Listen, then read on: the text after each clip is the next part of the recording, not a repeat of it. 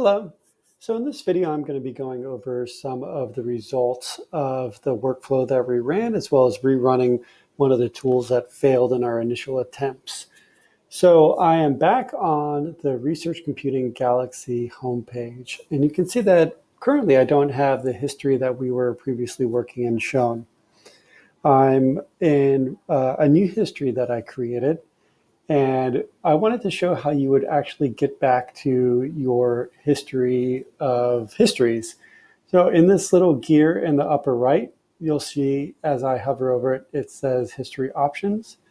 And when I click on that, I can have this large list, and one of the first things on there is Saved Histories.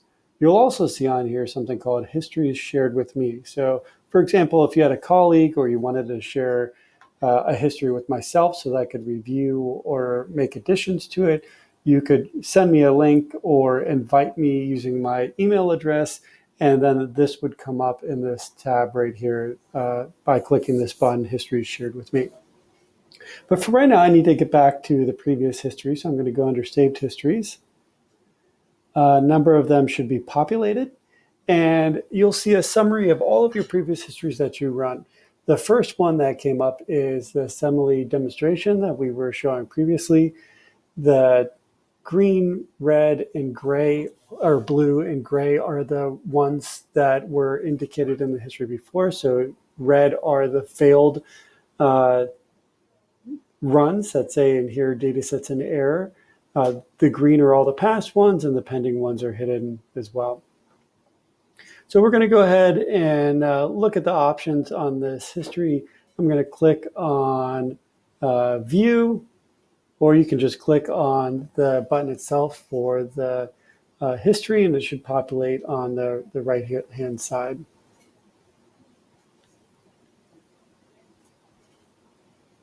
Sorry, let's give it a moment here.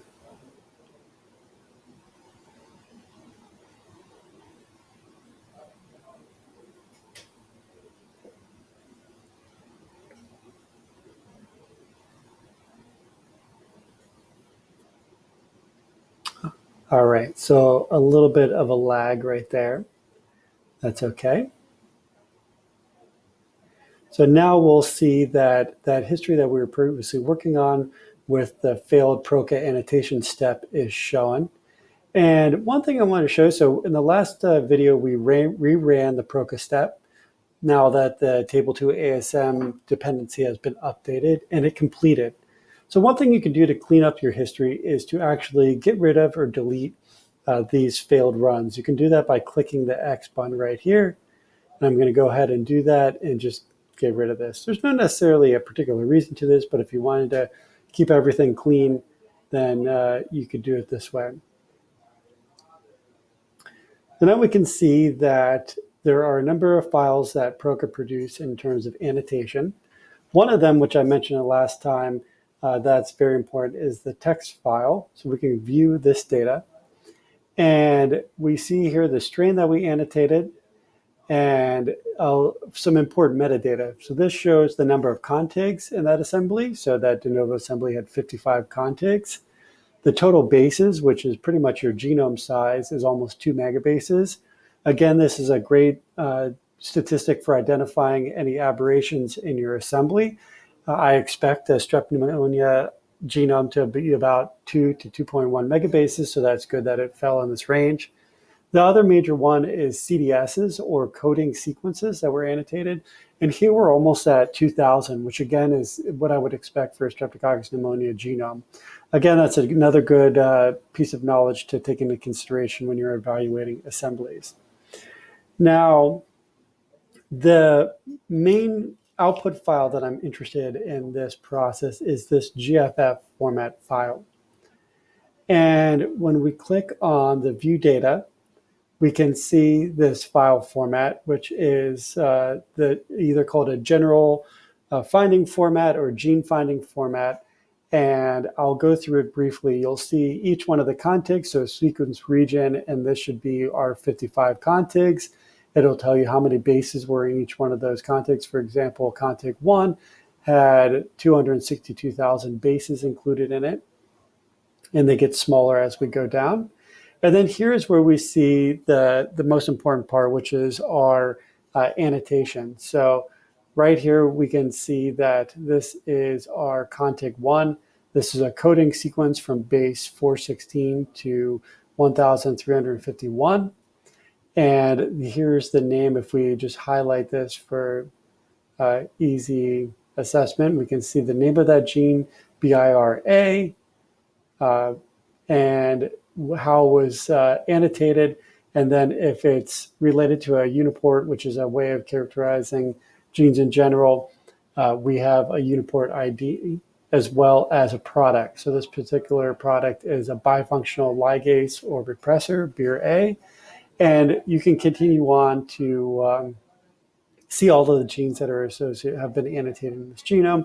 It's also a really easy, quick and dirty way to search for genes of interest. For example, if you wanted to look at the macrolide resistance gene ERMB, you could download this file and just do a find for ERMB, and usually it should come up because that's one that always gets annotated pretty accurately.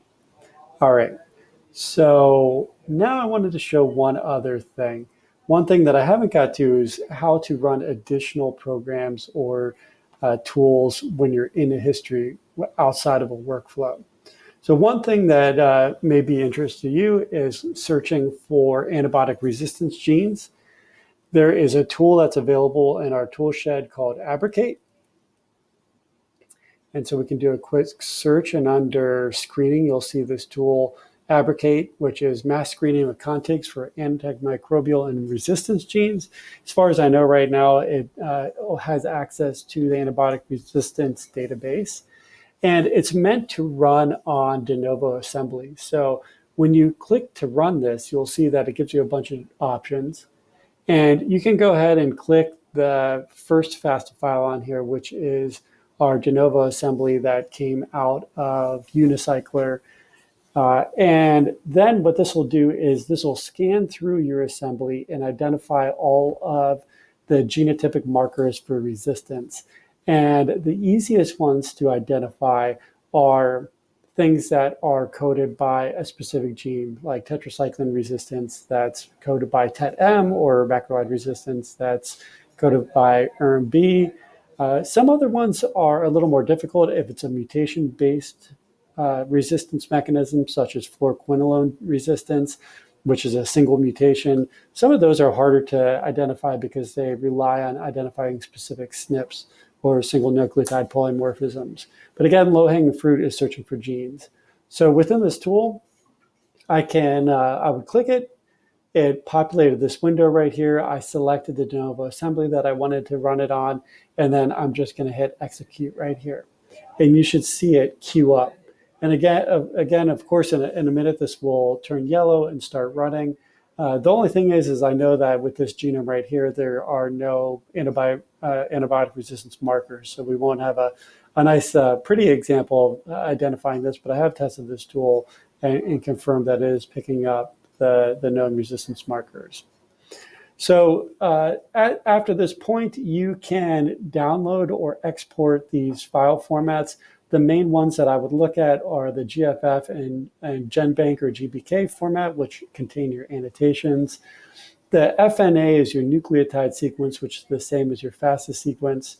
The FAA is an amino acid sequence. We can click on this, and these are all of your specific genes that were identified and their amino acid sequences. So if you wanted to annotate all of the genes in your database or do some additional blast analysis on this, it's available here. You can click through some other ones. And again, this is FSA, it's a FASTA file format with our metadata added in here from our annotation. If for some reason this analysis failed, you could go through the error output. So that's it for this specific video.